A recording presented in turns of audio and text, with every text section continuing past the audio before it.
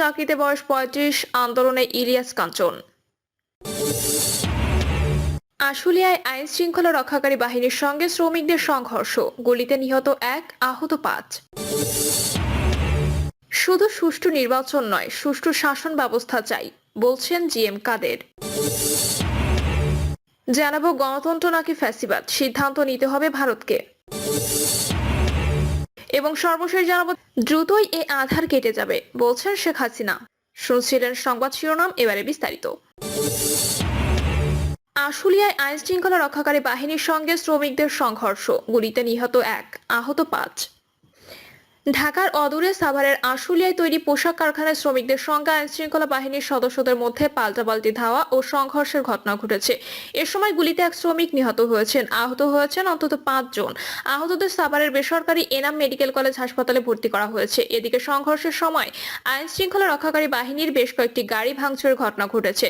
আজ দুপুরে আশুলিয়ার টঙ্গাবাড়ি এলাকায় ঘটনা ঘটে। বিভিন্ন কারখানার শ্রমিক ও শ্রমিক সংগঠনের নেতারা জানান, আজ সকালে মন্ডল নেটওয়ার্ক লিমিটেড কারখানা খুলে দেওয়া হয়। ২ জন শ্রমিক নিখোঁজের অভিযোগ ও শ্রমিকদের মারধর সহ নানা বিষয় নিয়ে আইন শৃঙ্খলা রক্ষাকারী বাহিনী, শ্রমিক ও মালিক পক্ষ আলোচনায় বসে। এক পর্যায়ে শ্রমিকেরা বাইরে বের হয়ে আসেন। এ সময় পাশের ন্যাচারাল ডেনিম ও ন্যাচারাল ইন্ডিগো কারখানা শ্রমিকদের মাঝে মন্ডলের শ্রমিকদের আটকে রেখে মারধর করা হচ্ছে এমন কথা ছড়িয়ে পরে এই দুটি কারখানা শ্রমিকরা কারখানা থেকে বের হয়ে মন্ডল নেটওয়ার্ক লিমিটেড কারখানার সামনে বিক্ষোভ করেন।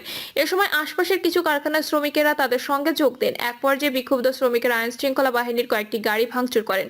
আইন শৃঙ্খলা বাহিনীর সদস্যরা বিক্ষুব্ধ শ্রমিকদের ধাওয়া দেন। পরে উভয় পক্ষের মধ্যে পাল্টাপাল্টি ধাওয়া ও সংঘর্ষের ঘটনা। শুধু সুষ্ঠু নির্বাচন নয়, সুষ্ঠু শাসন ব্যবস্থা চাই, বলছেন জিএম কাদের। জাতীয় পার্টির চেয়ারম্যান জিএম কাদের বলেছেন, 1996, 2001 এবং 2008 সালে ভালো নির্বাচন হলেও দেশ ভালো সরকার পায়নি। সুষ্ঠু নির্বাচনের পর আমরা কখনো সঠিক রাজনীতি পাইনি। আমাদের সংবিধান এক ব্যক্তির হাতে সব ক্ষমতা দিয়েছে। একই ব্যক্তি নির্বাহী বিভাগ এবং সংসদ ও প্রায় শতভাগ বিচার বিভাগের প্রধান। সাংবিধানিক সব প্রতিষ্ঠান ওই একই ব্যক্তির হাতে। ক্ষমতা ছাড়াতে সংবিধানকে বারবার পরিবর্তন করা হয়েছে। এই সংবিধানের অধীনে সুষ্ঠু নির্বাচন, যাকে ক্ষমতায় বসাবেন তিনিই ক্ষমতার জেরে দানব হতে বাধ্য। শুধু সুষ্ঠু নির্বাচন নয়, সুষ্ঠু শাসন ব্যবস্থা চাই। নির্বাচনের আগে সুষ্ঠু নির্বাচনের পরিবেশ চাই। জিএম কাদের বলেন, দুটি দলই দলীয়করণের মাধ্যমে সব প্রতিষ্ঠান কুক্ষিগত করেছিল। আমরা এখনো প্রশাসন ও বিচার বিভাগ দলীয়করণ মুক্ত পেয়েছি। এক দলীয়করণ থেকে আরেক দলীয়করণ চাই না। পঞ্চদশ সংশোধনী বাতিল করে সংবিধান সংশোধন করতে হবে। সংবিধানে 1/3 কখনোই বাতিল করা যাবে না, এটা কোনো যৌক্তিক কথা নয়। সংবিধান সংশোধন করে গণভোটে দেওয়ার বিধান থাকলে আওয়ামী লীগ সরকার তা করেননি। আমি মনে করছি কেউ রিট করলে মহামান্য আদালত বিষয়টি মঞ্জুর করবে। সংবিধান সংশোধন করে গণমুখী এবং জবাবদিহিতামূলক সরকার ব্যবস্থা করতে হবে। জাতীয় নির্বাচনের আগে আমরা স্থানীয় সরকারের নির্বাচন চাই, তবে আমরা বুঝতে পারবো নির্বাচন বিষয়ে কত সংস্কার হলো, নির্বাচন সুষ্ঠু হবে কিনা। যারা ক্ষমতায় আসুক তারা যেন দানব না হতে পারে। বর্তমান অন্তর্বর্তীকালীন সরকারের প্রতি আমাদের আস্থা আছে, ব্যক্তিগতভাবে আমরা তাদের বিশ্বাস করি। তিনি বলেন, দেশ যখন স্বৈরাচার মুক্ত হলো তখন একটি শ্রেণী আমাদের বিরুদ্ধে অপপ্রচার শুরু করেছে। অপপ্রচারে বলা হচ্ছে আমরা 2024 সালে নির্বাচনে গিয়েছি, তাই নাকি আওয়ামী লীগ দানবে পরিণত হয়েছে। আমরা নির্বাচন না গেলে কি নির্বাচন হতো না? আমরা নির্বাচনে না গেলে আওয়ামী লীগ কি ক্ষমতাচ্যুত হতো? 2014 সালের পর থেকে আওয়ামী লীগ আমাদের মাঝে একটি দালাল পার্টি তৈরি করে রেখেছিল। অবৈধভাবে তাদের জাতীয় পার্টির লোগো ও প্রতীক ব্যবহার করতে সহায়তা করেছিল আওয়ামী লীগ। টেলিভিশনে গিয়ে তারা জাতীয় পার্টি পরিচয়ে আমাদের বিরুদ্ধে কথা বলতো, আমাদের বিভ্রান্ত করা হতো। আওয়ামী লীগ দানবীয় শক্তি দিয়ে রাজনৈতিক দলগুলো রাজনীতি করতে দেয়নি। বিএনপিকে জেল জুলুম করে ঘরছাড়া করেছিল, জামায়াতকে তো রাজনীতির মাঠে দাঁড়াতেই দেয়নি। জিএম কাদের আরো বলেন, দেশে ছাত্র জনতার স্বতঃস্ফূর্ত বিপ্লব হয়েছে। ছাত্র জনতার বিপ্লবে যে নির্বাচন ও হত্যাযজ্ঞ হয়েছে তা ইতিহাস আর নেই। কোনো আন্দোলনে এমন ভাবে গুলি চালানো বাংলাদেশের ইতিহাসে আর নেই। এই বিপ্লবের মাধ্যমে বাংলাদেশের রাজনীতিতে একটি নতুন দিগন্তের সূচনা হয়েছে। দেশের মানুষ অনেক আশা নিয়ে এই বিপ্লবের সমর্থন দিয়েছে। যে স্বপ্ন নিয়ে ছাত্র জনতা জীবন দিয়েছে, সেই স্বপ্ন পূরণ করতেই আমরা রাজনীতি করব। গতানুগতিক রাজনীতি বিসর্জন দেওয়ার সময় এসেছে। গণতন্ত্র নাকি ফ্যাসিবাদ, সিদ্ধান্ত নিতে হবে ভারতকে। বিএনপির ভাইস চেয়ারম্যান শামসুজ্জামান দুদু বলেছেন, গণমানুষের তীব্র আন্দোলনের মুখে শেখ হাসিনা ভারতে পালিয়ে গেছে। ভারতকে সিদ্ধান্ত নিতে হবে গণতন্ত্র সপক্ষে নাকি ফ্যাসিবাদ কায়েম করে যিনি গণহত্যা চালিয়েছেন, গণতন্ত্র হত্যা করেছেন, স্বাধীনতা বিপন্ন করেছেন তার পক্ষ নেবে। শামসুজ্জামান দুদু বলেন, সীমান্তে বাংলাদেশিদের হত্যা করা হচ্ছে। এটা শুধু আজকে হচ্ছে না, বরং দীর্ঘদিন ধরে অব্যাহত রয়েছে। স্বাধীন সার্বভৌম বাংলাদেশের মানুষ নিরাপত্তা চাইবে, এটা স্বাভাবিক। বাংলাদেশে যেসব নাগরিক হত্যা করা হয় তারা বাংলাদেশের সীমানার মধ্যে থাকে। কোনো প্রকার সতর্ক ছাড়া তাদের নির্বিঘ্নে হত্যা করা হচ্ছে এটি একটি জঘন্যতম অপরাধের তীব্র নিন্দা ও প্রতিবাদ জানাচ্ছি। এটা বন্ধ করতে হবে। পৃথিবীর অন্য কোনো দেশের সীমান্তে এরকম বর্বরতা নাই, যেটা আমাদের সঙ্গে পার্শ্ববর্তী রাষ্ট্র যারা বন্ধু হিসেবে পরিচয় দেয় তারা এটা করছে।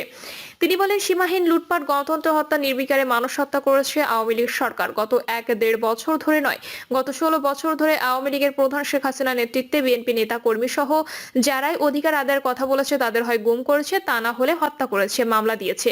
তারা আওয়ামী লীগের বাংলাদেশ ব্যাংক থেকে এত টাকা সরিয়েছে, বিশ্বে অন্য কোনো রাষ্ট্রে বা অন্য কোনো রাজনৈতিক দলের নজির নেই। এই টাকাগুলো বিদেশে পাচার করা হয়েছে, পার্শ্ববর্তী দেশে এবং অন্য দেশে পাচার করা হয়েছে। তিনি বলেন, আমরা বিস্মিত হয়েছি বাংলাদেশের অন্তর্বর্তীকালীন সরকারের প্রধান হিসেবে ডক্টর ইউনূস জাতিসংঘের সাধারণ অধিবেশনে বক্তব্য রাখতে গিয়েছিলেন। তার সঙ্গে আমেরিকা সহ বেশ কয়েকটি দেশ বৈঠক করেছে, কিন্তু আমাদের পার্শ্ববর্তী দেশ ভারত, যারা আমাদের বন্ধু দাবি করে, তারা পালিয়ে এসেছে ডক্টর ইউনূস সাহেবের সঙ্গে বসে নাই।